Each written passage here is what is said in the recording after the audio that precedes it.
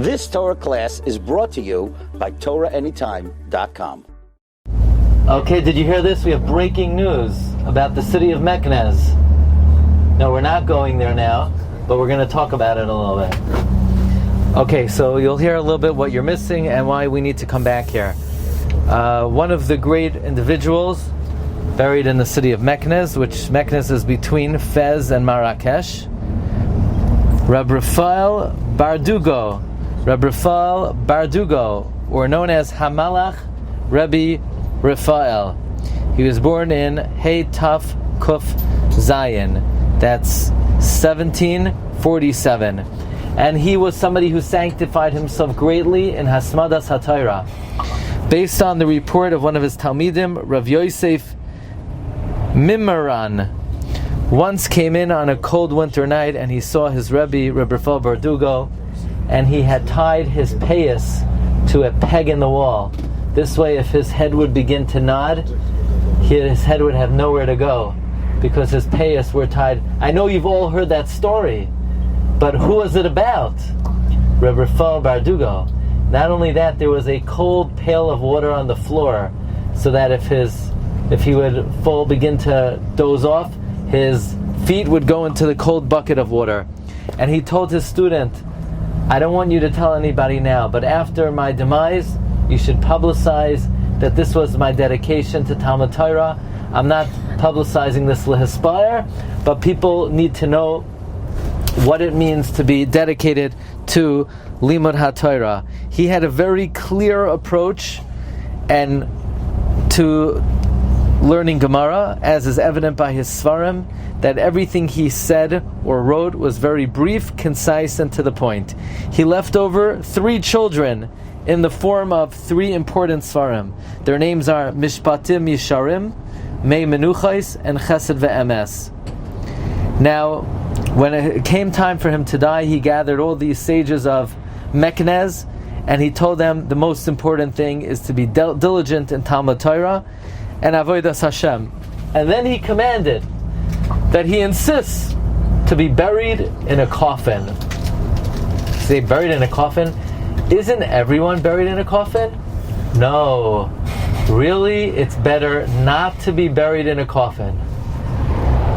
But we do find in this week's Parsha, who was buried in an Aron? Yosef. Vayisem ba'aron b'Mitzrayim. What is the inyan of being buried in a coffin? Why in Eretz Yisrael do they dafka not be buried in a coffin? And the answer is found in the writings of the Ramak, Rav Moshe Cordovero, quoted by Rabbi Avram Azulai, great-great-grandfather of the Chida. And that is, someone who is not a tzaddik gamur should avoid being buried in an aron. Because if someone is buried in an aron, they're medakdek with them kechud hasara, which might be an added benefit of being buried in Eretz Yisrael, because in America they definitely do put you in a box. In Eretz Yisrael, they don't. You get off the hook a little bit if you're not buried in a box, but if you're not buried in a box, they only punish you for averos chamuros. And therefore, the only person in Tanakh buried in a box was Yosef HaTzadik. Why? Because he's a tzaddik, and he could slide, even though he was buried in a box. He could overcome the Midas Hadin. However, Rabbi Refoel Bardugo said, I want you to bury me in a box, because Lo Ra'isi Tipas Keri Miyamai Afilu Ba'oines. That was the tzidkus of Rabbi Refoel Bardugo. He was nifter in the year Taf Kuf Pei Beis, 1822, when he was 75 years old, the night of Hoshana Rabbah, when he finished learning the Idra, which talks about the death of Reb Shimon Bar Yochai. And after a year, they took Rabbi Refoel Bardugo out of his kever based on the order of the king of Morocco, and they saw his face was shining as if he was just napping on his bed. Zechusai Yagin Aleinu Amei. What? But are we still going? Okay. I want to tell you what he says on this week's Parsha.